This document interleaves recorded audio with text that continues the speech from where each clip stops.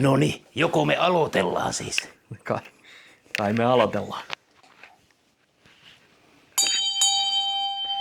O Mephistopheles, o Adonai, o tetragrammaton. Pam pam pam pam pam. Ehkä mä laitan... Oi! Saatana. No juuri. Katso. Eikö ole hieno? Oho. Se on. Janno nauris. Nauris. No niin. Täällä on Vokeläskit studiossa taas. Terveisiä vaan katsojille. Kannattaa jättää niitä kommentteja. Kyllä lämmitti mieltä. Hoho. Joo. Täällä ollaan taas. Ja niin. Meillä on jonkin verran uusia katsojia, joten kerrotaan siitä, että mikä sitä on. No kerrotaan jo. Ennen kuin mennään aiheeseen, niin muutamia katsojia tullut lisää, niin vähän kerrotaan. Eli minä olen Ville, ja on toinen Kinematografia Satanikain hosteista, ja sinä olet... Minä olen Heinrich, ja minä olen se komia.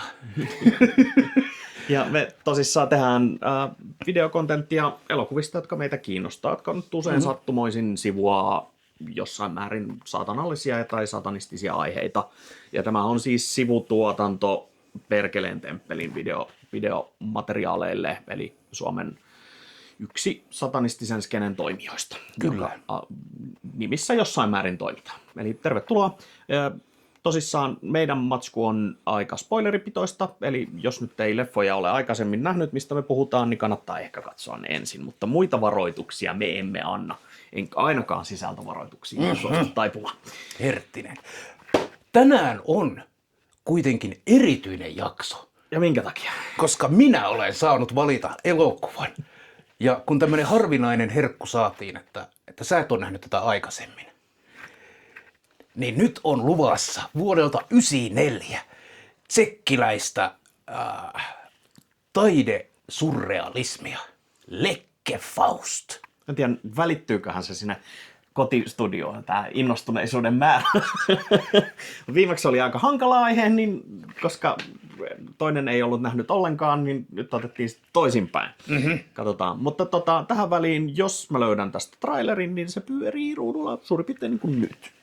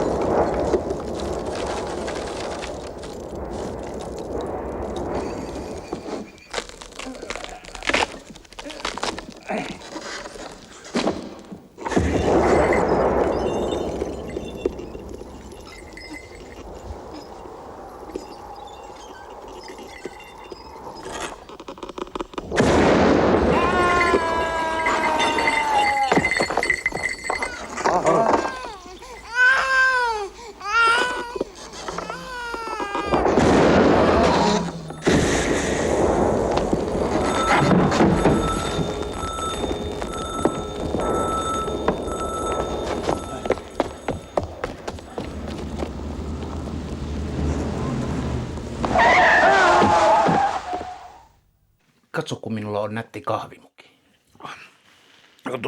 Mikä se on? Pillu? Kissa. Kissa. Kusipusi.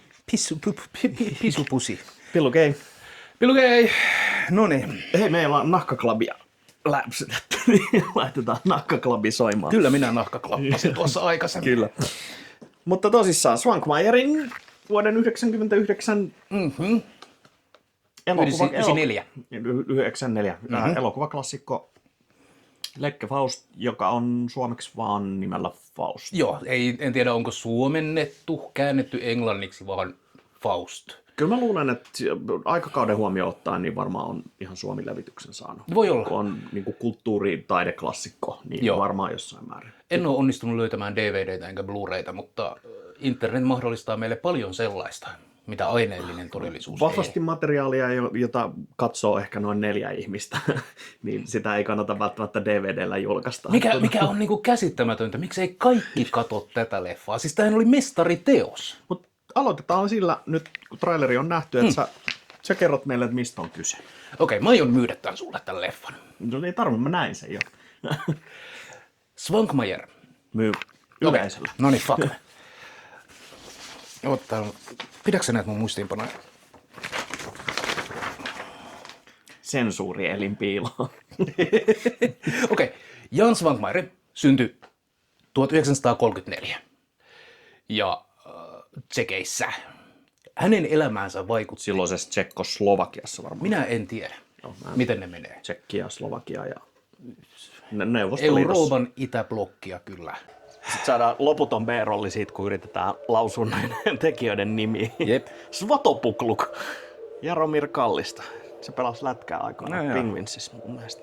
Written and directed by Jan Svankmajer. Ja Neuvostoliitto, voi veljet, teki ihmeitä taiteilijapiireille. Anyway, Svankmajer pikkupoikana sai lahjaksi isältään parempaa kuin iPadin tai parempaa kuin Nintendon. Vaikea uskoa. Se sai kotinukketeatterin, Hyi vittu. jolla voit tehdä omassa kodissa nukketeatteria. Ja pieni Svankmajer-poika siellä innostui, että jumalauta, tämä on parempaa kuin seksi. Ja alkoi tekemään omia nukkeja ja omia proppeja. Vittu, toi on niin semmonen peruselementti. Muistan, kun lapsuudessa Suomeen hostettiin tsekeistä just nukkeanimaatiot ihan vitusti. Aina niitä vittun kuivuneita omenoita. Joo. Se on pakko olla niin kuin joku statussymboli, joku juttu siinä on taustalla. No niin, aivan.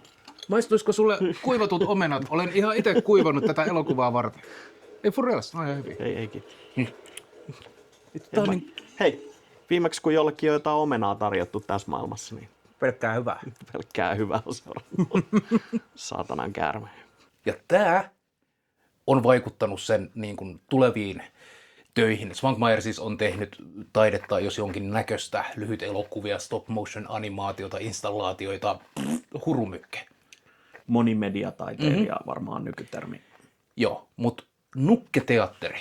Svankmajer itse sanoi, että nukketeatterin pariin minä palaan aina, kun ulkomaailman todellisuus alkaa ahdistaa.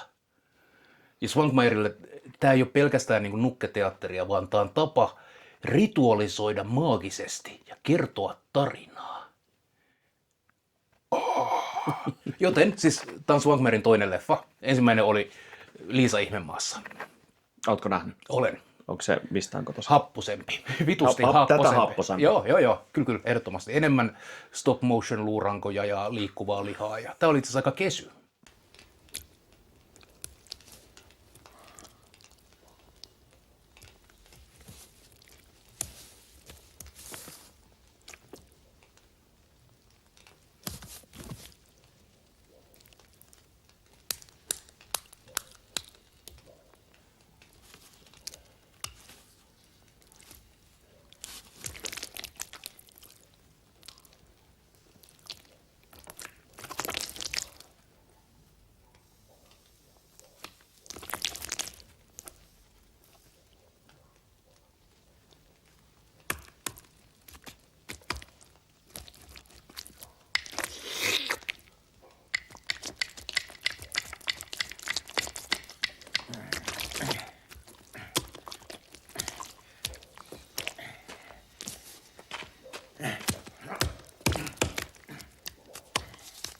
Joo, ei tää niinku, joo, mut kerro toki vielä Faustista. Joo, ja siis Svankmajerin tämmöinen ammatillinen, taiteellinen ongelma oli pitkälti se, että Soviet-unionissa ei nyt saanut ihan minkälaista taidetta vaan levittää, joten hän oli ensin 1 vuosikymmenen bannassa ja sitten toisen vuosikymmenen bannassa. Miksi mä en niinku ihmettelisi yhtään, jos kyseessä olisi ollut joku niinku, tiedätkö, taiteen hyväksymiskomitea tai joku vastaava? Kirjaimellisesti, joo, kyllä. Byrokraattiset elimet päättävät. Kansantaiteellinen, toverillishenkinen totuuskomitea. Ja mikä on Suomessa olisi käytetty termiä raa'istava, joka oli se, millä aina kaikki hylättiin, mutta täällä se olisi varmaan ollut yhteiskunnan voimarakenteet kyseenalaistava. Joo. Mutta siis Svankmajer joutui tosiaan niin kun kulkemaan vähän maasta toiseen ja Euroopan sisällä ynnä näin. Mutta Ysärillä se pääsi niin kun lopulta tekemään leffoja. Ei enää lyhyt pätkiä. Oliko se sen takia, että maine oli mennyt edellä vai sen takia, että Neuvostoliitto oli murtunut? Svankmajer kotimaassaan ei julkaista, bannattu, ei niinku vittu mitään. Kaikkialla ulkomailla. Vittu tää jätkä on nero! Täällä on täydellistä tällaista... Liittyisikö tähän joku, ei profeetta omalla No juurikin sellainen. Mutta siis mä jotenkin näen, että Svankmajer on niinku, lapsena se on duunannut niitä nukketeattereita ja ollut vähän semmoinen kajahtanut, gonahtanut, ahdistunut, neuroottinen lapsi. Itse asiassa Svankmajerin tyyliä on kuvailtu compulsively unorthodox combination of externally disparate elements. Epätavallisesti yhdistelee vääränlaisia elementtejä toisiinsa kompulsiivisesti. Vääränlaisia? Kyllä. No siis elävä, kuollut, mikä on proppia, mikä on ihmistä, mikä on maskeerausta.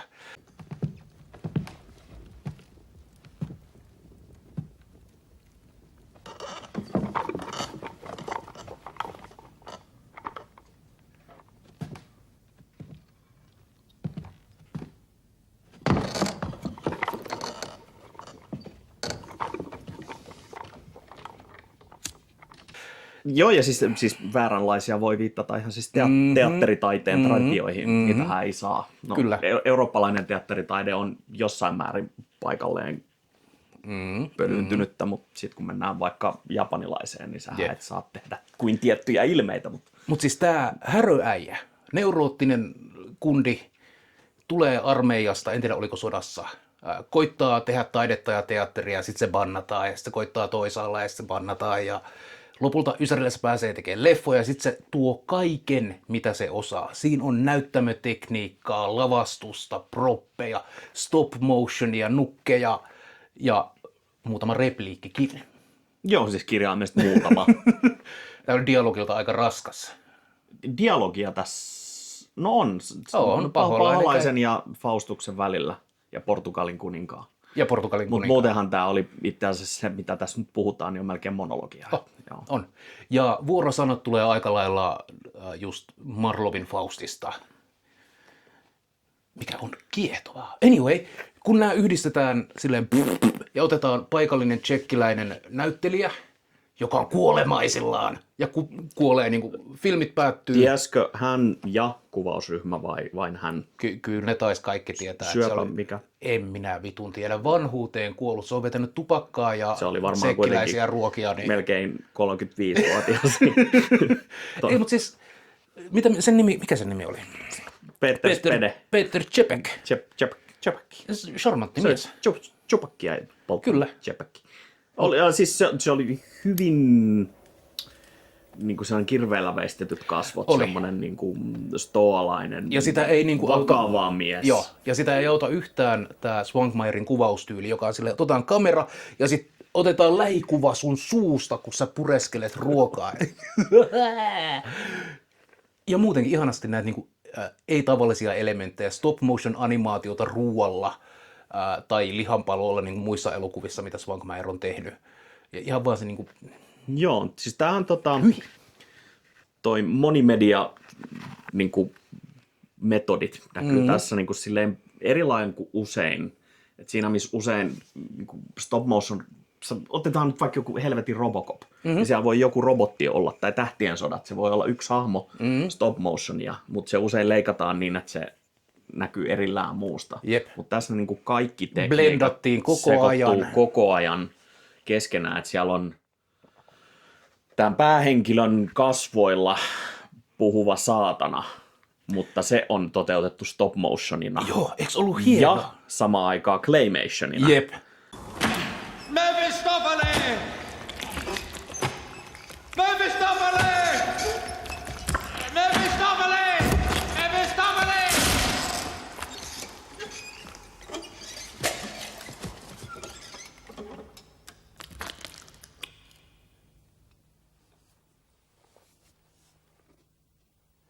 Now then, Faustus, what wouldst thou have Mephisto do?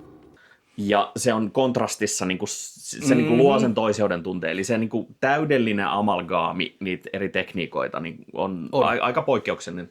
Ja niin kuin, tässä itse asiassa ei ollut stop motionia ja clay motionia kuin ihan niin kuin ripaus. Mutta kun sitä oli. Mitä veikkaat kerronnallisesti, olisiko ollut 10 minsaa, jos sitäkään? Jos sitäkään, joo.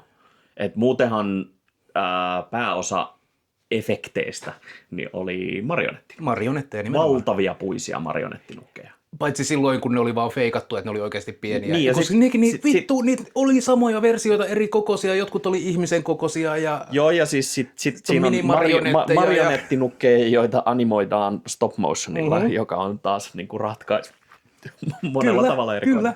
Mutta tämä on... Niin, tämä on 94. Me just tarkistettiin, että muita elokuvia, jotka on tullut tänä Vuonna vuonna... 94 niin tämä oli paras. Ilmeisesti sinä vuonna tuli kaikki elokuvat ikinä. Tähän ruudulle nyt muutama juliste leffoista, mitä silloin tuli, mutta tuosta niinku äkkiä hatusta heitettynä Interview with the Vampire. Toinen klassiseen kertomukseen. Okei, Anne Rice nyt ei ehkä ole ihan klassikko. No on se nykyään jo. Tietysti myös klassiseen raamatulliseen kertomukseen perustuva Speed, jossa bussilla pitää ajaa tosi kovaa. Joo. Keanun isoja toimintaläpimurtoelokuvia. Niin 94 aika tiukka vuosi, mutta jos sulta kysytään, niin... Siis tämähän voitti tältä vuodelta paras elokuva tältä vuodelta. Jack Lion Award Unique Contributionista. Niin se voitti kotimaassaan palkinnon siitä, että se oli omaperäinen. Ja teit sitten elokuvan. No onhan se ainakin uniikki. Leave the refuge of that circle! You enter it! I challenge you! That I may not do! I think I'll stay in it!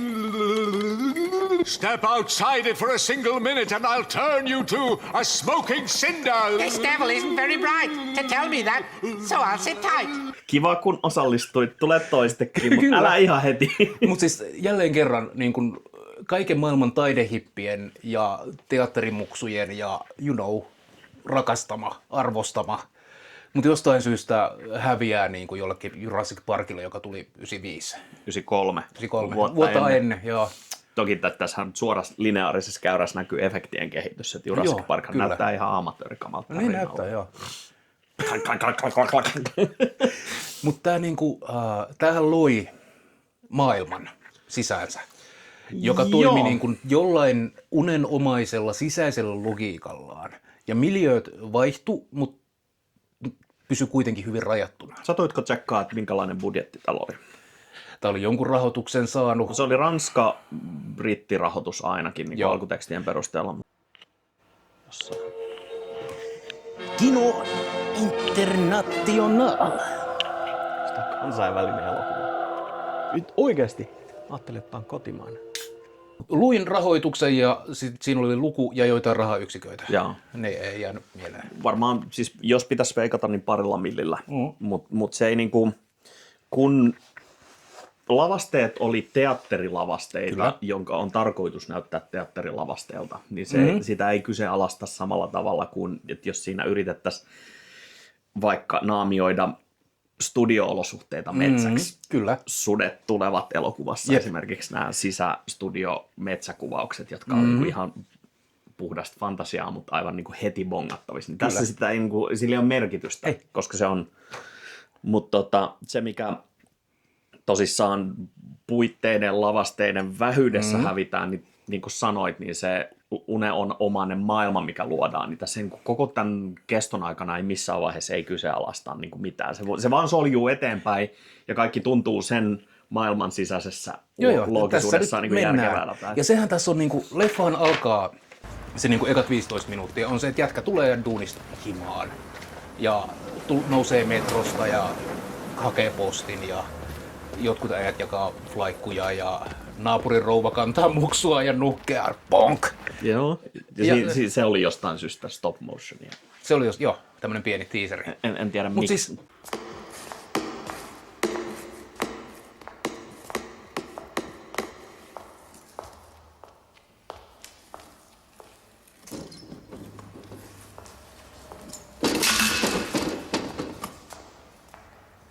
eihän tässä juoni, jos se saa lapun, se menee sinne ja se alkaa hoitaa Faustin roolia.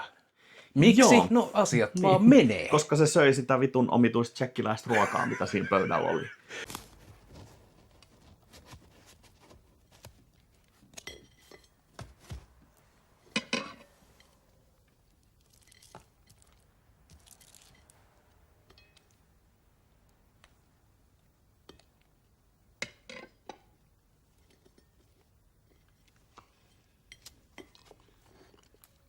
Koko tämän leffan ajan syödään jotain, jos ei niinku pysty ulkopuolisena sanoa, että mitä vittuun ne suuhunsa laittaa. Jotain, mikä varmasti halutaan sanoa, että on herkullista, mutta joka tälleen ulkopuolisena on silleen, mitä vittua Jos joku on enemmän perehtynyt itä-eurooppalaiseen tai varsinkin niin kuin tsekkiläiseen ruokaperinteeseen, niin jos haluatte kertoa, että mitä nämä esimerkiksi ne mykypallot, joita siellä niin kuin ulkoterassilla syödään yhdessä kohtauksessa, mitä ne on?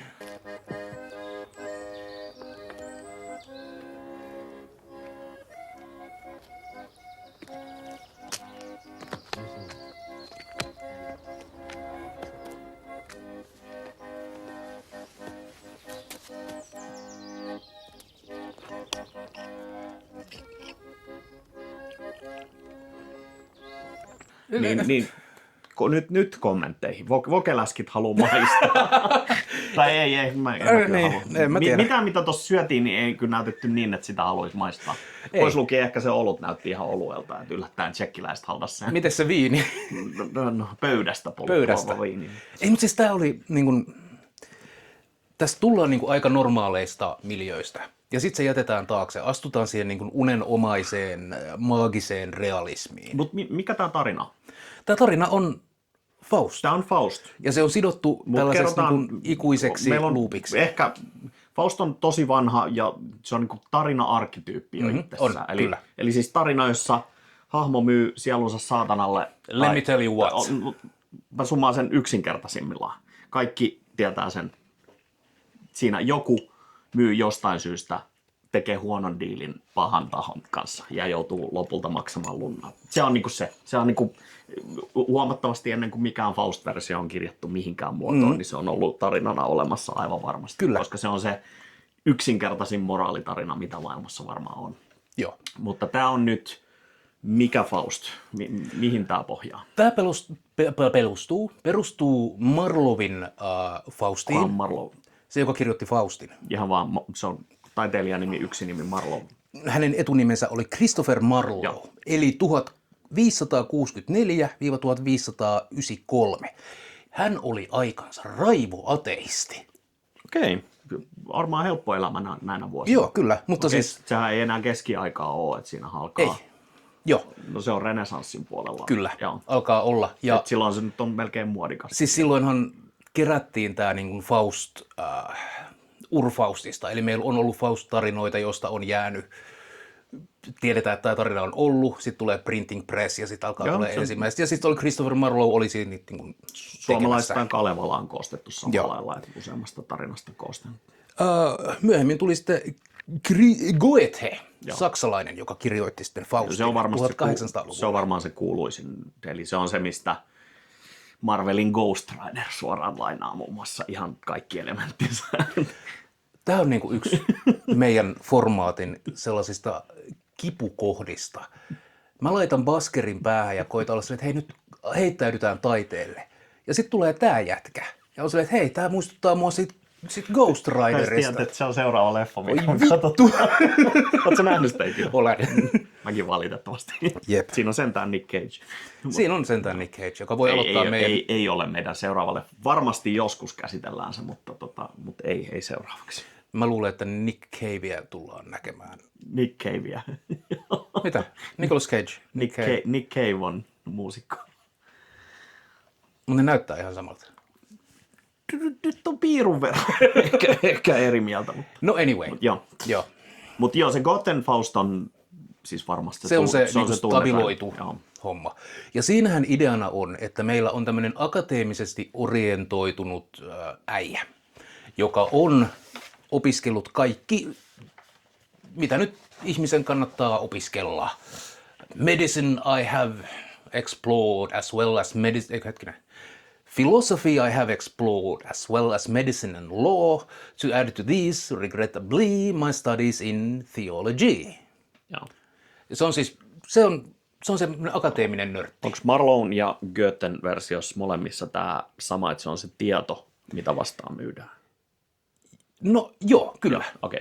Toki niin kun, siis kun se mitä sä saat paholaiselta, tai mitä Faust saa paholaiselta, on valtaa ja voimaa, mutta se ajava on, että se haluaa vaan tietää enemmän. Jotain, millä on merkitys. Näin niin ihmisten huuhaa hommat, niin ei ne. Mä haluan tietää sen juurisyyn. Mä haluan tietää, mitä maapallon ytimessä on. Mä haluan tietää, kuinka monta aurinkoa taivaalla paistaa. Ja siis tälleen niin kuin aivan kaiken. Kielletty tieto. Kyllä, nimenomaan. Ja paholainen on sitten totta kai, että hei. Oikeastaan, My man. Mephistopheles hän ei ole paholainen. Hän on yksi paholaisen kanssa langenneista enkeleistä. Ja Mephistophelesta ei ole Raamatussa tai muualla, että se on niin kuin nimenomaan tätä germaanista folklorea. Mephistopheles, minä opiskelen filosofiaa. Kyllä. No, kuten kaikki paholaiset. Kyllä. Se on vaan hauska silleen, että otetaan vaikka Mephistopheles. Niin, no, joo, paholaisen oikeita nimiä.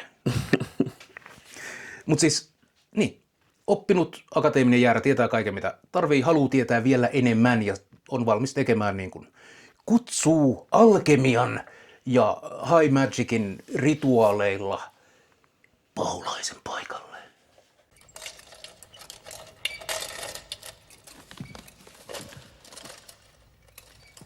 I, Johannes Faust, do call upon thee, Mephistopheles. Evelium aujavitas samas restasias. O Adonai, O Jehovah, present, descend, present, O Malthus, ta dekamishi.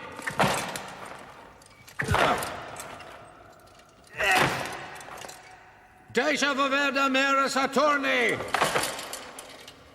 Ja paholainen tulee. Ja tässä on tosi vähän näitä vuorosanoja ja dialogia, niin kuin puhuttiin. Mutta joka kerta, kun Faust puhuu, niin, ekat replat tästä tulee itse asiassa siinä, kun se sitä manaa. Kyllä. Eikö? Aivan, no, tai alkaa manaamaan. Joo. Ja onko se manaamista? Ei. Manaaminen eli eksorsismi on jonkin asian pois ajamista. Tämä on summonointia eli niin kuin kutsua, luokseen kutsumista. Joo. Ja tässä on hienoja tasoja, teologisia tasoja, jotka raamittaa tätä maailman sisäistä logiikkaa. Ja yksi on se, kun Faust tulee teille, että hei, nyt kun sä oot siinä, niin annas mä kysyn muutaman asian. Kuka sä oot? No kukas tää saatana on? No se on No minnes saatana sitten tuomittiin? Helvettiin. No kuinka sinä voit siinä olla, jos olet helvettiin tuomittu? Muistatko, mitä Mephistopheles vastaa? Se vastaa, että minähän olen helvetissä. Kyllä, mikä on niinku, siis kun... Helvetti on toista ihmistä. Was not that Lucifer an angel once? Yes, Faustus, and most dearly loved of God. How comes it then that he be prince of devils? Oh, by aspiring pride and insolence, for which God threw him from the face of heaven And what are you that live with Lucifer? Unhappy spirits that fell with Lucifer, conspired against our God with Lucifer, and are forever damned with Lucifer. Where are you damned? In hell. How comes it then that thou art now out of hell with me? Why? This is hell, nor am I out of it. Minä, joka näin ikuisen paratiisin ja sain maistaa sen nautintoja, eikö minua riipisi miljoonaa helvettiä, kun olen siitä erossa? Vittu, miten kovaa settiä. Siis se esiin tuomis- tai summonointikohtaus, niin se oli ihan heittämällä tämän leffan paras. Siis Todellakin. kinematograafisesti niin se oli siis niin kuin oikeasti upeata matskuus. Ja siinä on myös niin kuin yhdistetty kaikki ne tekniikat. Joo. Siinä on nuket, stop motion, claymation, niin kuin jopa muutama visuaalinen efekti siellä on ne. Joo, salamat. Huikeat salamat. Mutta Prophetae Evangelistai! Adiele! Jesu! O Christi! Mesha! O Spiritus Mephistopheles!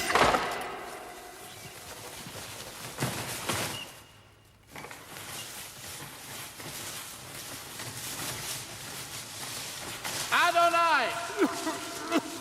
Adlon! Mutta se on dynaaminen ja niinku rankka kohtaus, On. niinku hyvin duunattu. Siis- Ja se näyttelijä Spede Čepek niin vetää siis siinä niinku lunastaa ensimmäisen Kyllä. kerran itsensä. Ja sitten kun se tosissaan käy dialogin itsensä saatanana ja itsensä välillä, niin se ei ole niinku ihan helppo. Ottaa huomioon, että se on totta kai vielä tehty jälkikäteen, koska se Niin. toinen niistä on stop motion, eli niinku jälkiefekti. Niin! Ja siis se, miten niin kun tämä summonointirituaali, mä oon puhunut tuossa aikaisemminkin, tämä noudattelee nimenomaan historiallisesti oikeasti olemassa olevia ja suoritettuja rituaaleja, joilla on pyritty olemaan interaktiivisessa vuorovaikutussuhteessa tuonpuoleisten persoonien kanssa. Nämä on oikeita loitsuja, mitä me löydetään muun muassa Red Dragonista ja Le Petit Albertista. Miten saada puut kääntymään, liikkumaan, miten saada lintuja kutsuttua ja kaikki nämä niin kuin uhat, mitä tuli, kun se aloitti sen rituaali. Sitten alkaa kuulua ääniä ja tuulia ja tulee hajuja ja savua ja hirveitä asioita ja lokaatiovaihe. Joo. Joo, koska tämä vitun paskanen miljöö, mitä tässä leffassa on, niin se olisi synti, jos joku siivoisi siellä. Mutta siis tällaisiksi on kuvattu paholaisen hyökkäykset. Niin kuin, että ole varovainen, kun lähdetään hommaan, niin sitten tulee ne harjanvarret sieltä ja sitten, you know.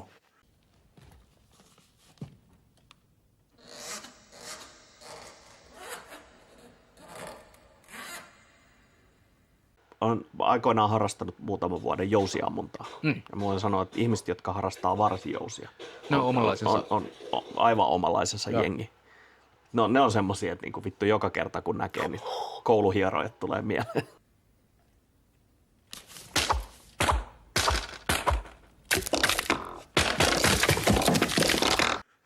Fucking dangerous. Ja mä rakastan sitä, että on niin kuin historialliseen aineistoon perustuva. Siellä oli yksityiskohtana se joku sopimuspaperi, mikä Joo. sä mainitsit. Ja se on siis oikea. Se on oikee. Mä pystyn nappaamaan sen.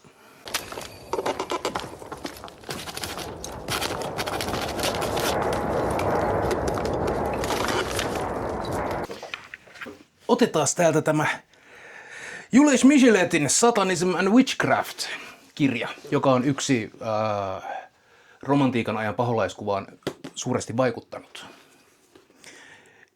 Ja. Se ei siis ollut tämä, mutta tässä puhutaan siitä. Tässä ei ole sitä sopparia. Tässä ei ole sitä sopparia, mutta tämä puhuu siitä Girard. Hetkinen. Mutta siis tämä The Devils-leffa kertoo ilmeisesti siitä keissistä, vai? Siis Joo, musta olisi ihana nyt löytää se nimi. Okei, mä heitän ton vittuun. Gérard Depardieu, eikö se ole se? Gérald Depardieu.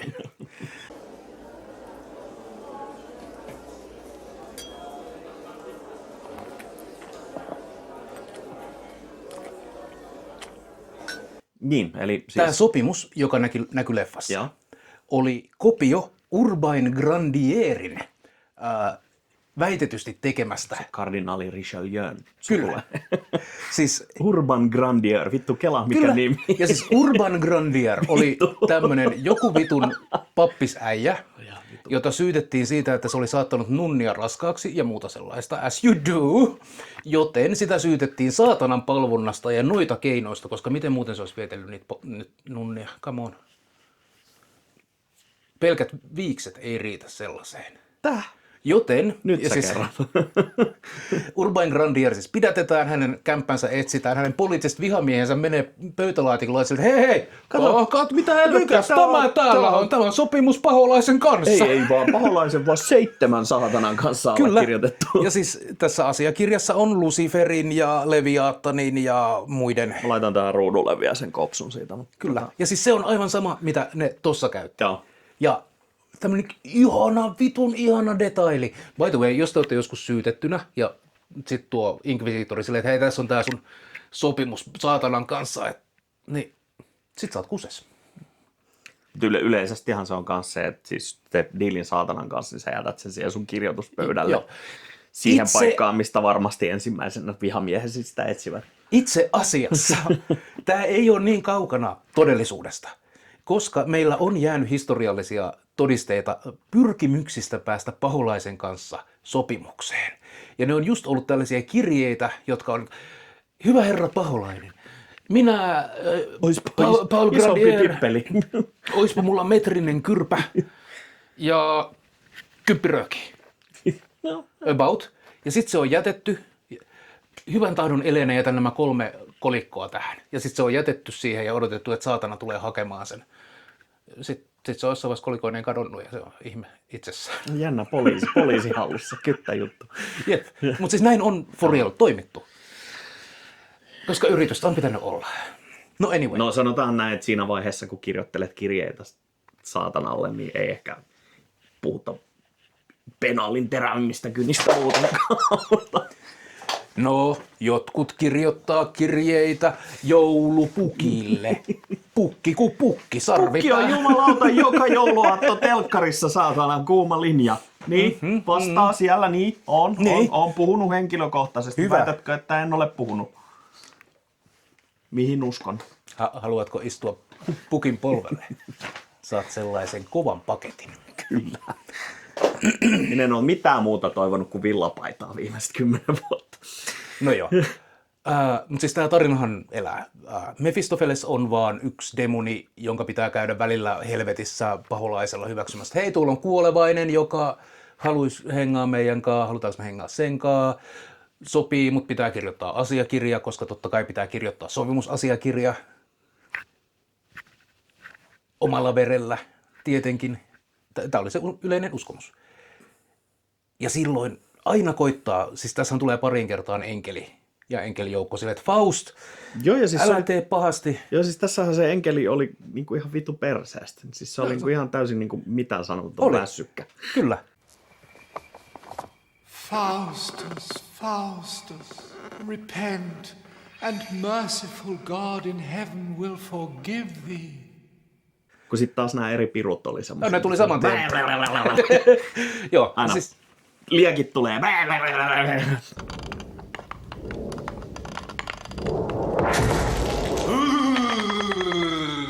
Faustus, Faustus, reject the study of theology and give instead all your allegiance and loyalty to the dark practice of my arts. ja tässä on, vaikuttaa se, miten paholainen on teatteritaiteessa esiintynyt. Eli tällaiset keskiaikaiset moraali- ja hyvennäytelmät. Niin niissähän totta kai enkelit oli näitä ja niiden piti laulaa kuin kuoro, koska usein sitä lauloi kuoro. Mutta sitten kun paholainen tuli, niin varhaisimmat tai tällaiset niin kuin keskiajan näytelmäpropeissa kerrotaan, että miten paholaisen teatteriasu on tehty. Ja heti kun se tulee lavalle, niin laittakaa sen korviin sellaiset ruutitöträt ja suuhun ja perseeseen vielä ja sitten sytytetään ja lavalle. Koska silloin kun paholainen tulee, niin silloin pitää olla tiiäksä, sitä peltiä ja valoja. Ja...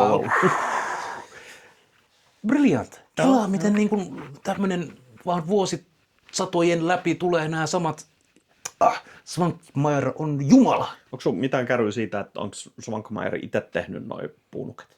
Ei ole näitä puunukkeja tehnyt. Tämä oli yhteistyössä jonkun paikallisen nukketeatterin kanssa. Joo. Mutta Svankmajerhan tekee hyvin paljon niin kuin itse noita proppeja. Siellä näkyykin niitä pieniä luurankoja ja Joo. todennäköisesti tämä Claymationhan on varmaan, niin kuin, Onkohan kokki myös? onneksi ei.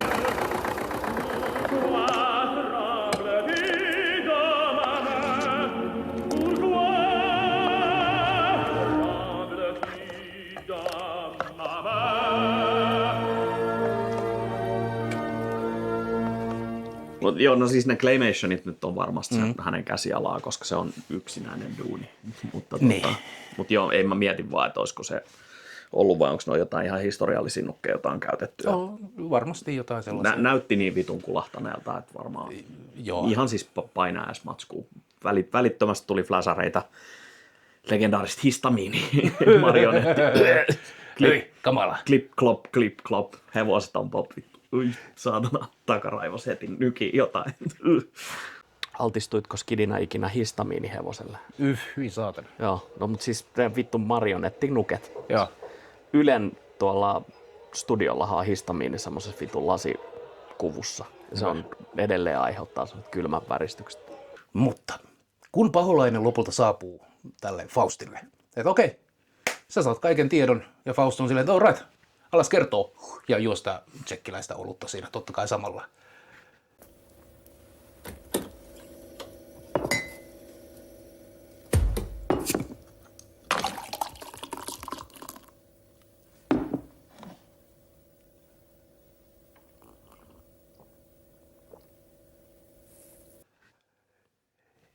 Paljastuu, että Faust on joutunut paholaisen juksaamaksi. Nimittäin kyllähän paholainen voi näyttää ja kertoa sulle kaikenlaisia asioita, mutta sä oot ihminen. Ja ihminen, sen mieli voi ymmärtää vain asioita, Joita kieli voi tulkita. Niin. Keskeinen ongelma tässä. Faust haluaa oppia kaiken universumista. Ja Mephisto on silleen, että en mä voi näyttää sulle, että sä vaan pystyt tajuun näitä asioita. Koska ihminen pystyy konseptualisoimaan vain ne sanat, joita kieli voi ilmaista. Ja ihmiskieli ei voi ilmaista universumin salaisuuksia. Sä et pysty käsittämään sitä edes yhdessä ruohonkorressa, motherfucker! Mutta sitä se välittömästi komppaa sen sillä, että no entäs nämä tunteet, joita mä tunnen, joita Niin. ei voi sanoiksi selittää. Mitäs ne on? No, Like a mist. Like mist is. insubstantial, vai Joo. mitä sä sanoo? Tää on vaan huumeita ja harhaa. Mitä sinä sellaisia kuvittelet? Elämässä tärkeetä. Syö, juo, nai, nuku. And let that be sufficient. Vittu kiitti. Joo, ja aika puolitettiin, että se tekee diilin 24 Ja vuodesta vai päivästä vai? päivästä, mutta kun me palveltiin päivät ja yöt sua, niin, se kato, olikin vaan 12 kertaa 2 on. Ja tässä on sitten pakko mainita pienenä pikkuelementtinä se, että tosissaan toi saatana, sillä on kärryt, niin kuin Susi-elokuvassa oli, mutta siis tällä kertaa ne kärryt ei ole Rolls-Royce. Ei. Eikä ne ole vankkurit, vaan se on siis tsekkiläinen Skoda. Ja nyt pitää tarkistaa, se oli joko 105 tai 120, joko 4 tai 3 laudalla. Punainen takavetoinen Skoda. Siis, jos joku auto on suoraan helvetistä ajanut ylös ja täällä niinku kruisailee saatana ratissaan, niin se on se kasariskoda. Näin kokemuksesta voin sanoa. Paitsi, että kun poliisi sen oven avasi ja katsoi, minkälainen jätkä täällä hurjastelee, Skoda olikin tyhjä. Mutta tarinallisesti toi on aikaluuppi. Siinä käydään läpi se, mitä Faust kokee kaikissa Faust-versioissa. Eli yrittää huijata, joutuu huijatuksi, maksaa velat. Kyllä. Mutta mä oon eri mieltä siitä, että mikä tää leffa oli. Koska sä sanoit, että tää on Faust-filmatisointi. No mikä tää oli? Mutta mun mielestä tää ei ollut Faust-filmatisointi, vaan tää oli filmatisointi henkilöstä, joka tutkii Faustia. Voi olla. Eli se oli niinku toisen persoonan näkökulmasta Faust. Eli siinä alussa saattoi olla ehkä ne ainoat hetket, mikä tapahtuu todellisuudessa. Kyllä. Niin kuin mun näkemyksen mukaan. Ja se loppu on sitä, kun se yrittää pohtia sitä tarinaa, mitä se lukee. Jolloin Kyllä. se kehyskertomus ei ole Faust, vaan se on se filosofi, joka tutkii Faustia tai mahdollisesti faustilaisia diilejä. Niin, ja siis... Joka toki tarkoittaa sitä, että se on Faust-filmatisointi Niin. myös, mutta se ei ole se pääjuoni tavallaan. No, se peruskysymyshän Faustissa on yksi niistä, että kuinka paljon sä voit tietää ennen kuin tieto tuhoaa sut. Mikä on toisaalta hyvin Lovecraftialainen semmoinen, mitä enemmän sä tiedät, sitä hullummaksi sä tuut, kun sun mieli ei pysty käsittämään todellisuutta. Kaikki ne Edelleen sama elementti. laittomat kulmat ja numerot, joita ei saa sanoa ääneen. Ihminen voi ymmärtää ja tietää vain rajatun määrän. Ja sitten on se jumalainen tieto, johon ei ole mitään pääsyä, mutta jota me aina janotaan. Mutta jos lähdetään siitä, että tuossa se ajoi ajatusleikkinä sitä, että pystyykö se huijaamaan saatanaa, ja se ajoi sitä skenaariona ja hävisi, niin hävisikö se oikeasti sitä, vai oliko se vaan yksi niistä leikeistä, koska se myös, siis tarina loppuu tässä niin, että se juoksee auton alle, ja sitten muutama hahmo paljastaa siitä sen, että se alkaa se tarina uudestaan, jolloin mä näkisin, että se pyrkii luomaan se skenaarion uudestaan ja ehkä muuttamaan jotain yrittäessään huijata. Mutta toisaalta sitten taas siinä tulee se ajatus siitä syklisestä helvetistä. Eli jos saatana tässä erikseen mainitsee sen, että olemme jo helvetissä, niin Kyllä. se jatkuva syklihän on puhtaasti Jonkinlainen tämmöinen niin kuin cyclical hell, purgatorio.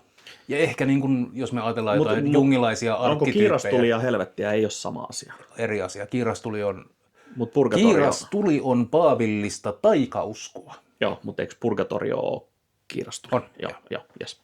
Ja sitten oli limbo vielä erikseen. Välitila. Väliliha. Välilihatila. Joo, välilihatila. Se on säilytystila. Svankmaierin seuraava leffa. Välilihatila. Mutta joo, siis tässä kun... Okei, Faust saa kaiken tiedon, se on aivan hyödytöntä. Se oppii sen, että asiat on silleen kuin ne on ja me... Ja sen, mitä että tässä Portugalin kuningasta ei voi huijata. Niin, sit lähdetään, okei, mä haluan mennä Portugalin kuningasta moikkaan. No vittu saatana ottaisin, Mephistopheles ottaa, nyt lennetään! Portugalin kuningasta. Silloin kaikki, se tietää kaiken, se on oppinut, se on kunnioitettu maagi. Kuninkaat kutsuu sen luokseen ja se tekee ihmeitä saatanan avulla. Ja jää kiinni. Joo, ja sen jälkeen se vittu tappaa kaikki. Hukuttaa. Niin.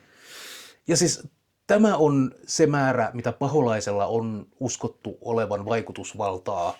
Voi tehdä illuusioita. Nehän ei ollut, Portugalin kuningas pyysi mitä? Davidin ja Goliatin.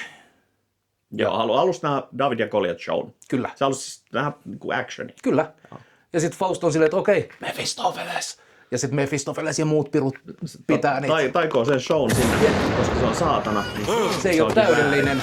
Se menee vähän näin. Se ei ole Michael Bay ohjaama, vaan Se on silleen, tämä on paholaisen kanssa. Et sinä mikään kunnon taikuri ole. Ei, kups, niin. hei, mä haluaisin Michael Bay, mutta täällä on Renny Harlin kulissilta. Aivan. Joo. Ja sit lähtee niinku, tää niinku pikkumaisuus, ylpeys, pikkumaisuus, turhamaisuus.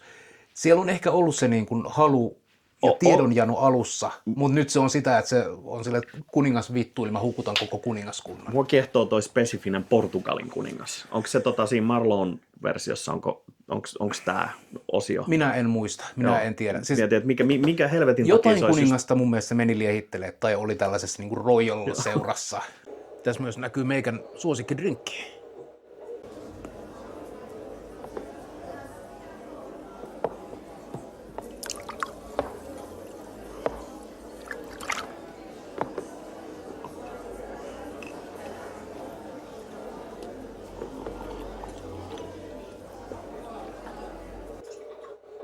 Alkoholiastiasta. Niin. Faust saa nauttia koko tämän, niin kun, se tietää kaiken, se on vitun kova jätkä, sillä on himonussia viikset. Mutta Niin, silti elämä on... Tai on aina välillä. Niin, Tässä on se, että viikset pitää vetää rooliin varten, Joo. mutta se ei ole natiivi. ei. Että onko se sitten nussia? No lopussahan se on. Sehän panee puista. Joo, me tullaan siihen. Siis yksi niin kuin keskeisiä Faustin niin kuin hahmon kehityksen kannalta on se repla No more pleasure in searching pleasure. Joo. Mikä on niin kuin, mä ymmärrän. Ja se on kaikista versioista. En minä tiedä, onko se kaikista versioista, mutta se oli tässä versiossa. Se oli vitun kova. Joo. Koska kyllähän se niin kuin, minulla on ollut sellaisia päiviä, kun mä oon herännyt sillä, että silmät näkyy tuhkakupilta ja tyhjiä laseja kämppä täynnä ja sitten on vaan silleen, että tämä ei ole enää hauskaa, pitää hauskaa.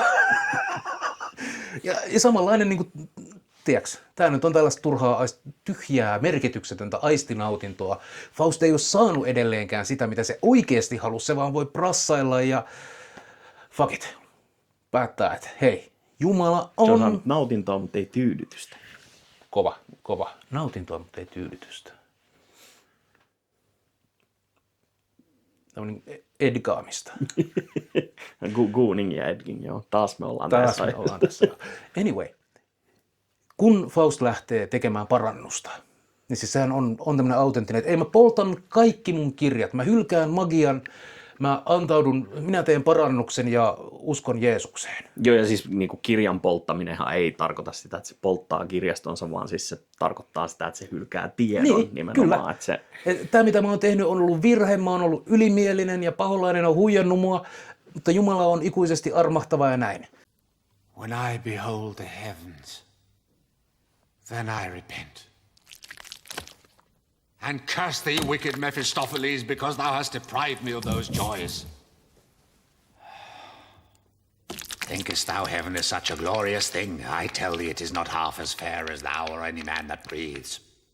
Ja tässä vaiheessa saatana on silleen, että hei jumalauta, mikä jätkä. Sopimusrikkomusta aikoo. Koska jos Faust olisi niin kuin pysynyt tässä sen parannuksessa, niin eihän saatana olisi silloin voinut mitään, koska armo on ylempi kuin. Jep, joten ne lähettää Wixenin, paholainen lähettää hemaisevan misun. Vaarallinen viettelijätär, tai eihän se lähetä, se vittu pukee perukin päälle ja poraa haaroväliin reijää. Ja sit se kikattelee jossain vittu mausoleumissa. Niin Romeo! Take on the guise of lovely Helen. We shall deceive him one more time.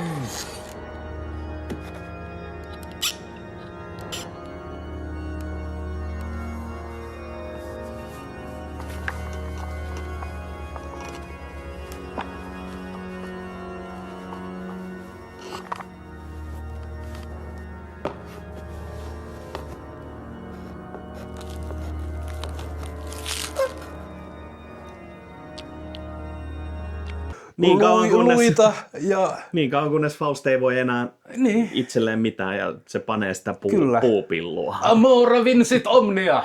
Kyllä rakkaus kaiken voittaa. No niin, siellä on puisia pilluja. Mutta siis tää niinku, mun mielestä siinä on jotain ajatonta. Että sä voi mä haluan tehdä parannuksen, ai misuja. Se on usein, tiedätkö usein tällainen... Karnaaliset halut. Kyllä, ja siinä se unohtuu se Jeesuksen rukoileminen. Oisinhan mä käynyt salilla, mutta piti vetää suklaata ja katsoa salkkareita. Kyllä, mutta siinä meni se niinku tila, että fuck, okei, mä en tehnyt parannusta, no ihan sama. Ja sitten paholainen tulee, hei, 24 vuotta on täynnä. Eikä ole, kyllä se minun laskujeni mukaan. Sulla on keskiyön aikaa. Sitten mä tuun hakemaan sun sielua. Ja jälleen tää niin kuin, jossain vaiheessa mä mietin niin kuin aina leffan aikana, että kuinka paljon tästä miljööstä ja näytelmästä paholainen hanskaa. Koska ne vartijathan, jotka Faust palkkaa ovelleen, ne oli näiden veijareiden tuomat puunuket. Joo, siis sehän koko ajan niin kuin vihjataan siihen, että mikään ei missään vaiheessa ollut oikeastaan Faustin. Mukaan lukien siis se tarinahan alkaa siitä, että se löytää helvetti kananmunan leipänsä sisältä. Niin. Ja kananmunan rikin haju, niin kuin kaikki nämä, ne on niin kuin kaikki. Se on koko ajan alusta saakka viety. On. Ja se niin kuin koittaa rikkoa sen narratiivin, että ei, mä en halua olla tää jätkä. Mä en halua näytellä tätä roolia. Mä poltan kirjani ja revin vaatteeni ja juoksen kadulle. Ja sitten on silleen, että niin kuin on käsikirjoitettu. Joo, ja siis just se, miten tässä tuodaan se käsikirjoitettu ja näytelty. Eli tämä on koko ajan teatteria ja niin se lukee niitä vuorosanoja, jotka on sen vuorosanat. Niin se on varmaan jonkinlainen ihan semmoinen hienovarainen vihjaus tuosta vapaasta mielestä. Vapaasta tahdosta, joo. No siis oliko Faustilla vapaata tahtoa missään välissä? Niin. Onko meistä kellään? Voi ei. Jordan Petersonilla varmaan on. Ei. En. Meinasin lähteä, mutta en lähtenyt. Et halua puhua enää toistamisen mikä rapukeisari. Rapukeisari. Lobster Father. Mutta joo. Aivan ihana elokuva. Joo, se oli niinku absolute cinema. Ei tommoista vastaan heti toista tuu. Me vedettiin assosiaatiot alussa aika paljon sille, siis vanhoille stop motion nukkeanimaatioille, mitä Suomessa on pyörinyt. Eli meillähän Suomeen tuotiin, varsinkin Pikku Kakkosen ostettiin nimenomaan tsekki-animaatiot, oli Pat ja Matt ja Anselmi, Lohikärme ja kaikki. Ja niissä on näitä niin kuin aivan samat tekniikat. Ja varsinkin se vitun mätänevä saatana omena joka kerta, joka on niin kuin toistuva elementti. Tämä vaan kuvastaa ihmisen kuolevaisuutta ja kaiken mädännäisyyttä. Ja ei varmaan sitä perisyntiä. Lastenohjelmaan. Niin, totta kai. Mutta se suomalaisen niin kuin helppo hypätä tähän mukaan. Tai meidän, ei suomalaisen, sanotaan, että meidän niin kuin ikäpolven on helppo, koska tämä on 94 tehty. Ja se, miten vitun kurjaa ulkoisesti Suomessa oli vielä tohon aikaan, niin on hyvin samannäköistä kuin mitä tuolla on. Autokanta on vanhoja. Kirjaimellisesti minun perheelläni oli 94 toi sama vitun punainen Skoda, mikä tuossa ohjelmassa oli. Joo. Eli se on siitä 10 vuotta eteenpäin, niin miljoona on muuttunut täysin. Ihmiset on vaurastunut merkittävästi, länsimaiset vaikutteet tullut enemmän. Joo. Suomessa Tämä oli vielä vähemmän, sitä, että oli harmaata ja ruskeata ja lama ja post-soviet-traumat ja... Joo, ja niin kuin kylmän sodan loppumainingit niin kuin vielä räyhää. Et kaikki julkisivustot on niin kuin rappeutuneita ja... Se on niin kuin mahdotonta ajatella, että niin kuin 2 vuotta ennen tätä niin Terminator 2. Joo. Vuotta ennen Jurassic Park ja sitten tämä näyttää 30 vuotta vanhemmat leffat, mutta se on samaan aikaan niin kuin ajankuvaa. Kyllä. Joka on niin kuin masentava totuus. Mutta toi on myös semmoinen niin kulttuuraalinen niin kuin mielenkiintoinen pohdinta just siitä, että miten paljon meidän kollektiiviseen muistiin vaikuttaa esimerkiksi se, että mitä me ollaan nähty jenkkileffoja. Että niin kuin nyt aletaan jo muistaa, että 80-luvulla oli neonvaloja ja pöyttötukkaa, vaikka oikeasti se oli tuommoista vitun betonihelvettiä ja röökin tuhkaa ja vanhoja Skodia, jota ajoi joku saatana puunukki.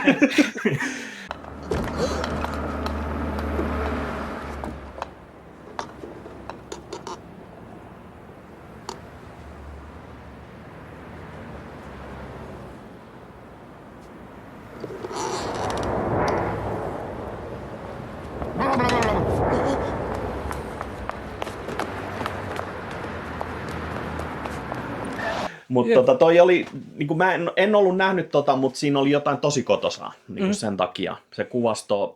Sain tuntea olevani niin kuin Pikkukakkosta kattova pula-ajan lamasta. Joo, lauantai-bussiin saa ehkä 2 viikon päästä taas nähdä saunan jälkeen. Vanhemmat menee jörnimään, niin sulla on se bussi kädessä ja sä katsot sen Ankronikan nauhoitetun jakson taas kerran, missä on se luuranko siellä kellarissa, joka pelottaa ja sit sä et nuku 3 viikkoa. Ei mitä.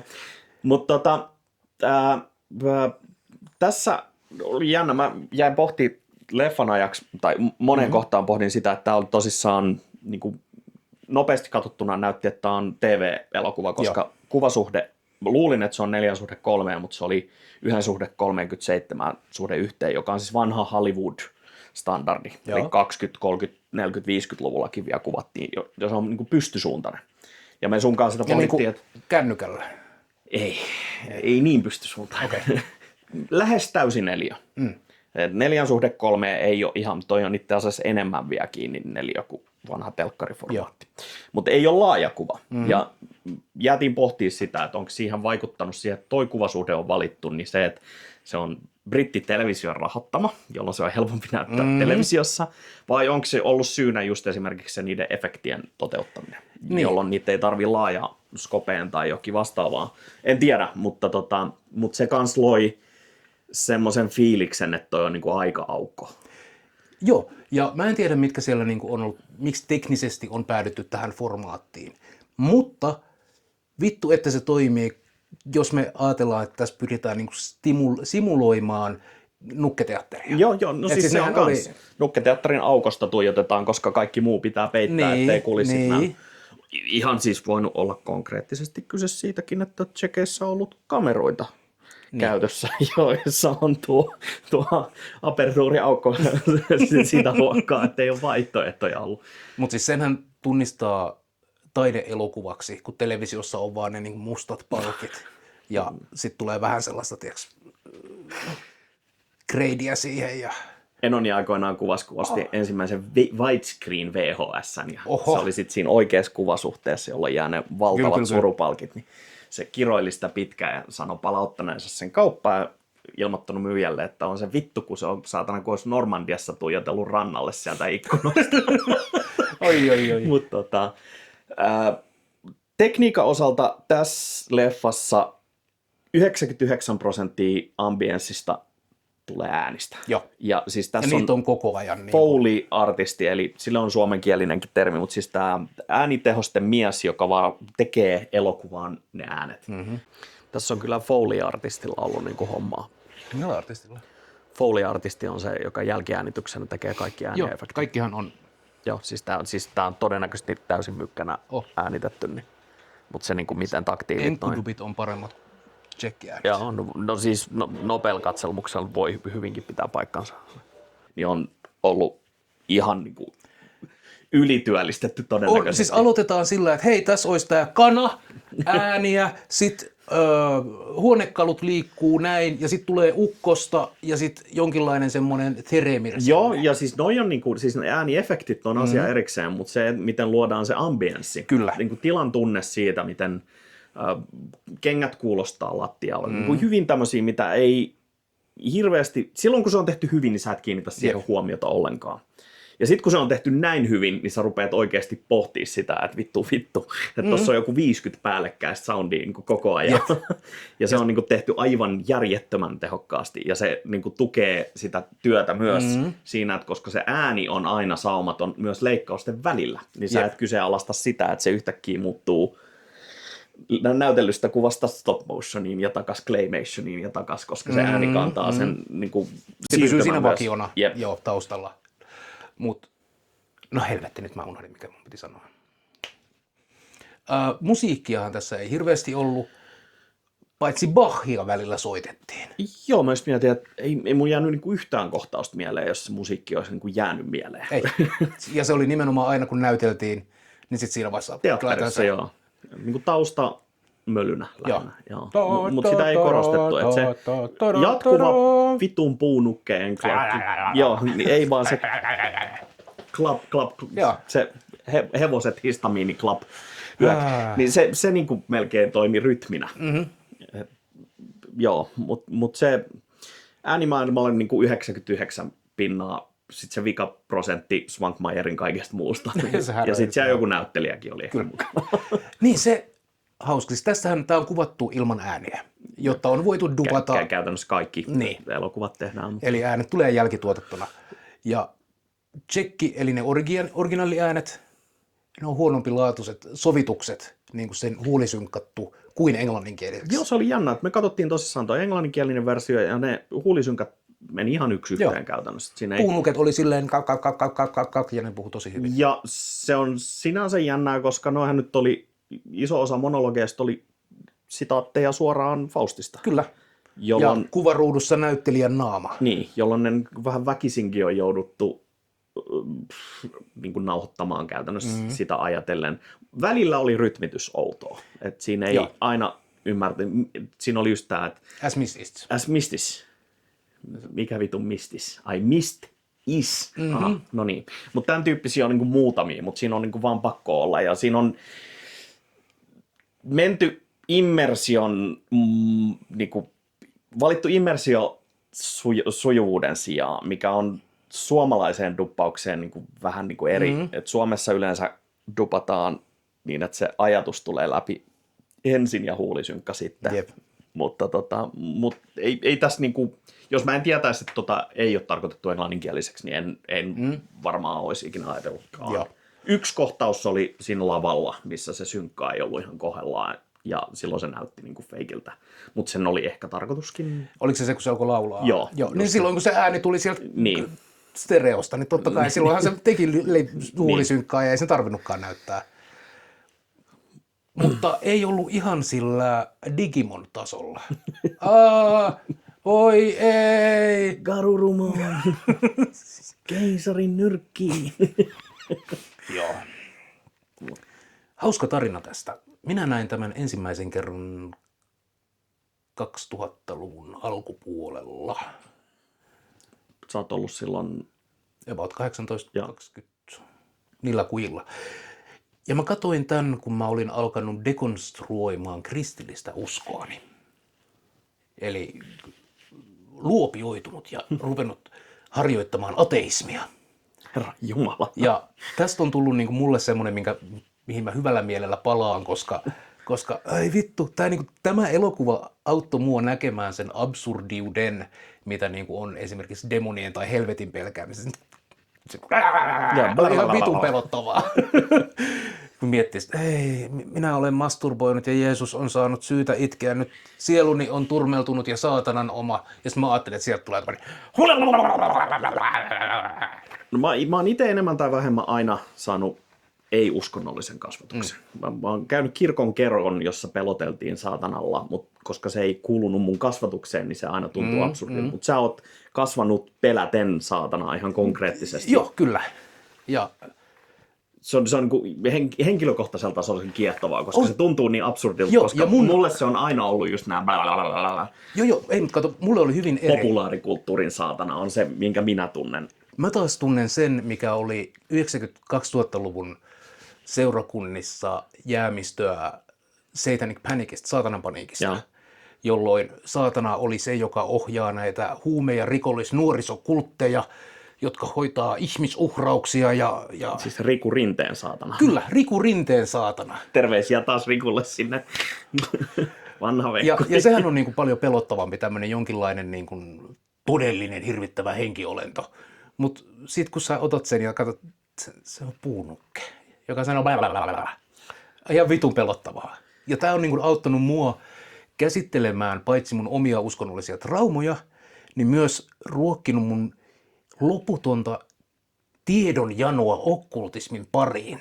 Ja on ollut ihan vitun siistiä löytää silleen, että hei, tuo on tuo sigili ja siellä lukee Adonai Jehova tetragrammaton, koska siellä...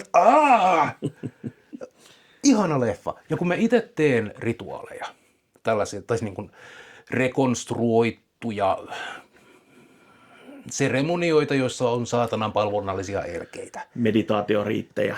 Ynnä muuta. Joo. Niin kyllä tämä elokuva on vaikuttanut jo vitusti. Mulla on tommonen niin kuin taikapiiri, jonka voi viedä ja kynttilöitä ja pitää olla kalloja. Ja... Tässä alkaa nyt kohtaus, joka on elokuvahistorian yksi, niin kuin, no ei elokuvahistoria, vaan se taiteen eniten minun käsityksiini vaikuttanut. Sillä on maaginen ympyrä. Mulla on kans tossa niinku toi talja. Joo. Ja siellä on ne okkultiset symbolit. Just mennä sanoa, että toi näyttää tosi tutulta, mutta niin siis edes. Mulla ei ole ihan samanlaista, mutta siis toi on no mustasta raamatusta ja muusta löytyy niin samanlaisia. Se on taikaympyrä. Se on taikaympyrä. Mikä on noitapiiri? Se on noidat piirissä. Noidat piirissä, joo. Mutta tää on nimenomaan high magicia, että nyt vedetään tämmönen pyhää geometriaa, Jumalan salattuja nimiä. Kielletyt kulmat. Ja siis kirjaimellisesti kielletyt kulmat. Pythagorashan oli yksi vitun noita. Älä nyt vaan sano, että sä larppaat sitä. God forbid men have hobbies. Kyllä. Siis larppaanko en? Onko sillä, niin kuin tuossa Paholainen kysyi, niin mä tulin paikalle, kun mä kuulin, että sä haukut Jeesusta. Niin. Ihan sama, että mitä sä siellä duunaat. True cult, ei vai joo. Kyllä. Tuohon saatana pelkoon liittyen kiehtovaa, mä aikoinaan, mä muistan akuutisti, mä oon ollut 6 tai 7 ja jossain nähnyt uutisen natseista. Mä oon kysynyt Fajalta, että mitä natsit on. Ja Faija jostain syystä sillä hetkellä ollut selvänä ja jotenkin osannut vastata täysin ilman mitään filtteriä. Ja se sanoi, että ne on pahempia kuin paholaiset. Että ne on semmoisia, jotka tappaa ilman syytä syyttömiä ja tekee niiden nahasta lamppuja. Ja mulla iskostui päähän niin semmoinen kuva, että natsit on niin jotain demoneita tai jotain hirviöitä. Ja mulla on edelleen tänä päivänä välillä vaikea tehdä erotusta siitä, että jos joku sanoo natsi, niin mulla menee heti siihen populaarikulttuurin okkultismin loreen. Niin just näin, joo. Joka on vaarallista, koska sitten taas se niin konkreettinen paha, mitä natsit tekee, niin voi hämärtyä omassa päässäni valitettavasti. Mutta toi on siinä skeitataan se saman vessanpöntön reunalla. Mulla on, nyt kun tää oli mun valitsema leffa ja mä sain tehdä valmisteluita, mulla on sulle muutama juttu, saaks mä näyttää? Anna palaa. Pidä tätä. Vaimennan sen. Ensinnäkin meillä on, tästä mä katsoin, tää on vähän eri käännös. Älä minulla En mä sitä sulle esittelekään. Okei, siis tää oli uusi käännös, modernisoitu, soljuu paremmin, mutta siinä ei ole ne samat. Niin kuin... Goethe-Faust on alun perin saksaksi. Ja sitten oli Marlovin oli englanniksi, muistaakseni. Mutta jos kiinnostaa nuo grimoirit, mitä oli taikaoppaat ja muut hermeettiset symbolit, niin Owen Dewisin grimoires on ihan saatanan hyvä. Täällä on kuvia ja kaavioita siitä, ketkä ovat minkälaisia grimoireja käyttäneet ja mitä sieltä on löytynyt. Aivan briljanttia settiä. Faust on myös ollut muutamalla muulla ihmisellä. Thomas Mann ja Klaus Mann, molemmat saksalaisia miehiä, kirjoittaneet asioita, mitä mä kerään. Jos se liittyy jotenkin Faustiin, niin kamo vähän. Mutta onko Faust tuossa Marloven versiossa tohtori? Sota olla. Joo, eikö mä mietin, että onko tohtori ollut Tohtorius 1500-luvulla jo? En minä tiedä, joku maestro se on ollut. Joo, mutta ajattelin, kun leffassa painotetaan sitä tohtori Faustia. Joo. Mutta sitten jos halutaan lähteä sinne, jos haluat lukea vähän niin kuin Faust-tarinaa, mutta et kuitenkaan flirttailla vähän folklorella ja folkkikauhulla, niin Munkki, Matthew Gregory Lewisin Munkki. Tämä on se OCD-etsivä. Ei. Monk. Tony Shalhoub näyttelee. Tämän minä laittaisin niin kuin ihmisille lukuun, jos pystyy lukemaan sieltä vanhaa. Tuo kuinka vanha? Tämä on sieltä parisataa vuotta sitten niin kuin vanhaa. Mutta fiktioteos. Fiktioteos. Sen sijaan faktioteos, kun päästiin noihin, tässä olisi Magic, History, Theory and Practice, Dr. Ernst Schertel. Tämä on siitä mielenkiintoinen laitos, että tässä on Special Annotated by Adolf Hitler. Natsiokkultismista kun puhuttiin. Katsotaan, voidaanko mainita kyseinen historiallinen viiksekäs herrasmies YouTube-videossa. Mutta kun puhuit siitä natsiokkultismista, niin tiedättekö, se on ollut ihan oikea asia. Näitä maagisia kirjoja löytyy ja niitä on muuan herra Paskiainen joskus huvikseen alleviivannut tärkeitä asioita. Ihmiset on ihan vitun sekaisin. Mutta eikö ole kiehtovaa? Kyllä. Eikä siinä vielä kaikki. Asioita, jotka vilahti tuolla, totta kai Henrik Cornelius Agrippa. Hänhän oli maaginen tyyppi, joka teki okkulttista filosofiaa niin, että se vaikutti kaikkeen meidän länsimaiseen magiakäsitykseen, nimenomaan tältä niin kuin high magic. Ja sitten tullaan niin oikeasti täällä, katso, mustasta raamatusta löytyy. Täällä on niitä kryptisiä kuvia. Onko tämä nyt apokryfikirjat? Tämä ei ole lähelläkään apokryfikirjoja, apokryfikirjat on eri asia. Mutta tämä on sitä sana- ja sinettimagiaa, jossa merkitys on näillä niin kuin taikapiireillä ja muilla. Saattoi olla, että se oli, mikä siinä vilahti elokuvassa, oli ihan oikea taikaympyrä, mutta saattoi olla, että se myös oli sinne Tämä päin. näyttää kohtalaisen uudelta painokselta. Onko tämä salakirjojen? Tämä on salakirjojen tämä korupainos. Joo. Ei tämä nyt viimeisin ole, mutta Ei ole siis muutaman vuoden takaa maksaa. muutaman vuoden takaa. Ihana kultainen korukirjailu. Jos kiinnostaa lähteä summonoimaan omia devileitä.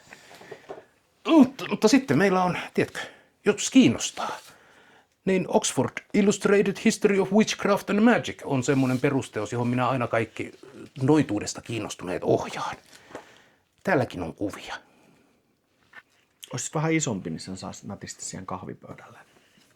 Ja kirjoja nyt voi, jos ei ole sisustuselementtejä käyttää. Onneksi minulla on. Kaikki kirjat ovat sisustuselementtejä. Olisiko se semmoista nahkakantista versiota? Näyttäisi kivalta siinä. Tiedätkö, ihmisten harjoittaa noituutta edelleen. Ja nämä grimoiret, eli taikakirjat, on olleet osa noituuden harjoittamista.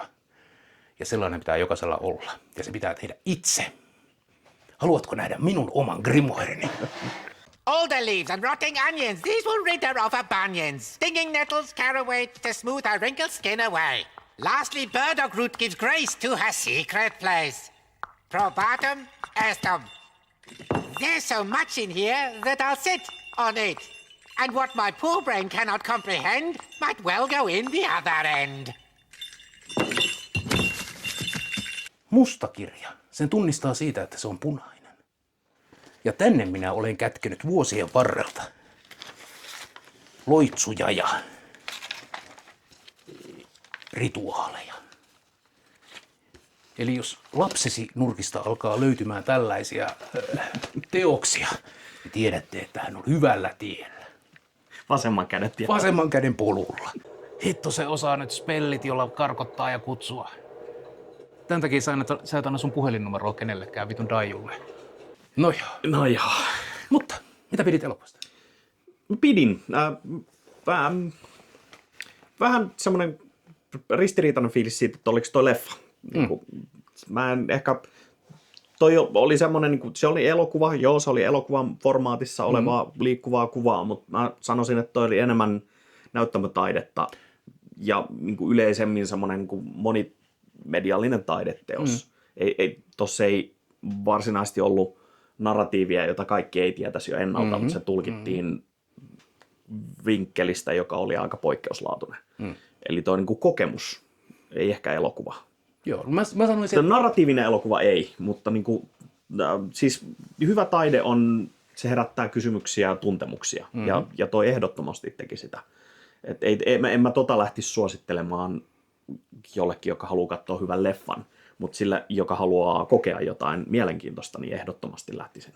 Ei niin kuin, Anneli Juntin luoma Espoo Nygranaksen tieltä, niin en ehkä suosittele, mutta hyvälle ystävälle, jonka tunnen, niin voisin suositella, että esimerkiksi ystävälle Harrille, että voisin hyvinkin vinkata tämän leffan. Todennäköisesti on tämän nähnytkin, mutta mä näkisin, että tämän yleisö ei ole varmaan koskaan ollut elokuvateattereissa, vaan se on ollut just tämmöisessä niin kuin matinea-showssa. Tällaisissa ihme taidehomostelu boheemipiireissä, joissa jossa sinä näytät hengailevan hyvässä seurassa.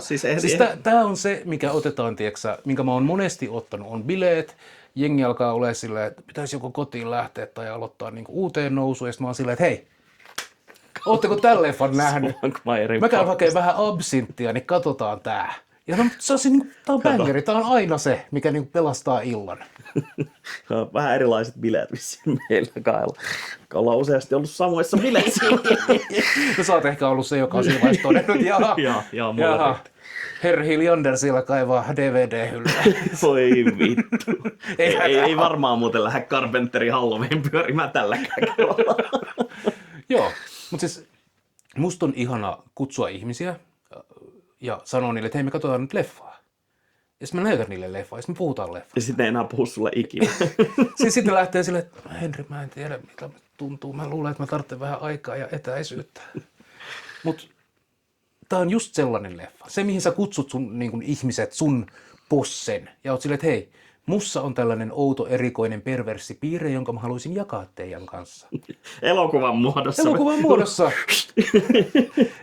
ja sitten ootte ja sitten ootte silleen niin kuin, taidetta. Taide ruokkii sielua. Ei hakenutkaan nahkapukua. No joo. Mut joo, siis pidin. Mä en tälle anna arvosanoja, koska mä en koe, että tää niitä tarvitsee. Tää on kokemukselle, ei voi siinä arvottaa omia tunteita ja tietoja tai niinku tunnetiloja, ja se ei ole silloin objektiivista, vaan se on subjektiivista, ja silloin se ei ole mitenkään järkevää, mutta siis katsoisin uudestaan myös. Ja toi oli kans se soljuu eteenpäin. Se on ammattimaisesti tehty. Siinä niin kuin leikkaukset toimii, kuvakieli toimii, kameran kuljetukset toimii. Kun siinä näkyy, että se jätkä on tehnyt parikymmentä vuotta. Joo, mutta se että on tehnyt näyttämötaidetta, niin ei elokuvaan. Ei suoraan, ei välttämättä. Usein siitä on jopa haittaa. Kyllä. Että sit katsoo vaikka japanilaisia klassikkoelokuvia. Japanilainen näyttämötaide on usein semmoista huikean liioittelevaa, yliliioitellut ilmeet. Niin kuin Nicolas Cage. Jos olet kabuki-näytöksiä siis Nicolas Cage on ottanut nimenomaan kabukista. Joo, on, mutta se niinku ei välity ollenkaan länsimaiselle elokuvakatsojalle. Katsot japanilaisleffaa, niin se on usein ihan käsittämätöntä, että miksi niin kuin vedetään niin vitusti överiksi niinkin vakavissa leffoissa. Ne niin kuin eniten lännessä menestyneet japanilaisohjaajat, no Kurosawa itse asiassa on hyvin tätä ylikorostunutta, mutta vaikka Takeshi Kitano, joka sitten taas tekee länsimaisia elokuvia Japanissa käytännössä, niin ne menestyy. Mutta tässä se oli, siis Svankmajerille ei ilmeisesti ollut isompia ongelmia tehdä, koska se oli ohjannut, käsikirjoittanut, varmaan kuvannut ja lavastanut. Niin se oli niin kuin luonnostaan silloin selvästi ollut silmää. Okei, noissa on ollut 20 vuotta pannassa, niin silloin on ollut aikaa harjoittaa silmää monella tavalla. Niinpä. Varmaan opiskellut toisten mestarien joukossa. On, ja hän on tehnyt koko ajan yhteistyötä niin kuin paikallisten taidepussejen kanssa. Ja ilmeisesti ei kokkien, mutta näyttelijöiden ja teatteri-ihmisten. Ja... Mutta Svankmajer elää edelleen. 91-vuotias motherfucker. Onko milloin ollut aktiivinen viimeksi? Jos 94 on tullut tää ulos, niin hän on siinä vaiheessa ollut jo siis vanha. On, ja sitten hän teki 10-20 elokuvaa ja jäi eläkkeelle. Mutta ootko nähnyt, milloin viimeksi antanut haastatteluja tai mitään? Enpä ole seurannut ihmeemmin. Mistä vetoon? Kela jos Svankmajer olisi Twitterissä ja postailee sinne jotain paskaa. Tai vielä pahempaa marssii kadulla. Oikea käsi hoidossa. Ehkä parempi jättää. Let sleeping dogs lie. Joo, ei, siis on se, että se on sortovallan aikana kasvanut harvemmin lähteen niitä metodeja käyttämään, mutta ehkä joskus on parempi olla selvittämättä sankareidensa riippuvaisuuksia. Svankmajerin nämä leffat on mulle niin tärkeitä, että mä en ihan halua välttämättä soittaa ja vaihtaa kuulumisia silleen. Mutta jos soittaisi sulle, niin puhuisitko? Tuo vitu laki. Kunhan niinku huohottamasta lakkaa. Svankmajer, kyllä. Laita liian liikkumaan.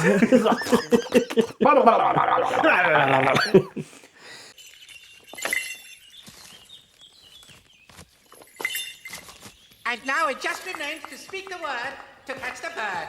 Spirits hear my cry. Hear me say, Piluke!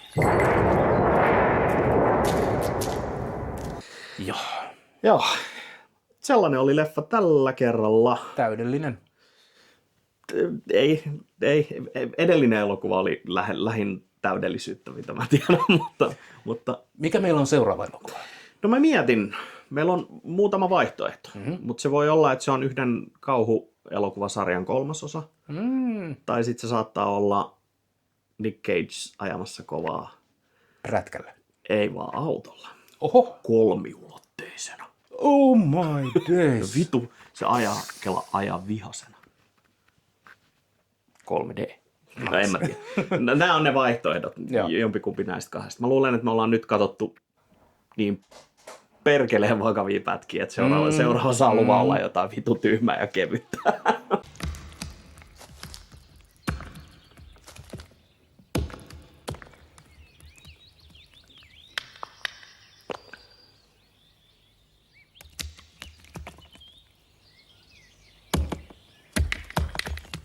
Mutta seuraavan kerran, kun mä saan valita leffan, niin se on Svankmajerin Lunacy.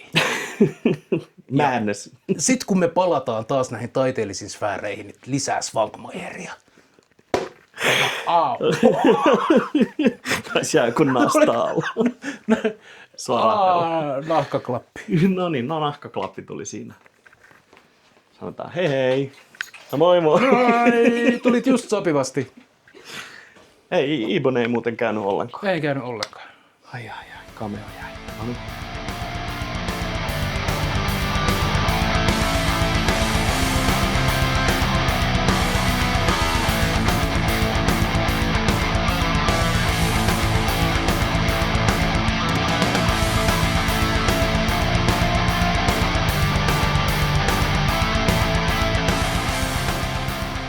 saisi Faustin.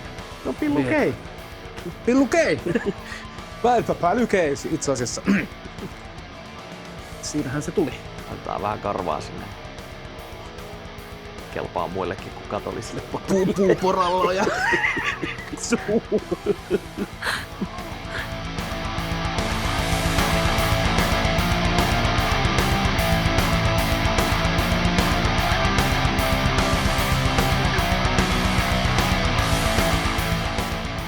Se ei ole ollenkaan miinuspuoli, että on nopea, kun on niin, se on joskus tosi intensiivistä. Sitten vaan pyyhitään viitta. Yhtään viittaa ja sitten on silleen, että hetkinen. Ei oo keittiön verhoja missään.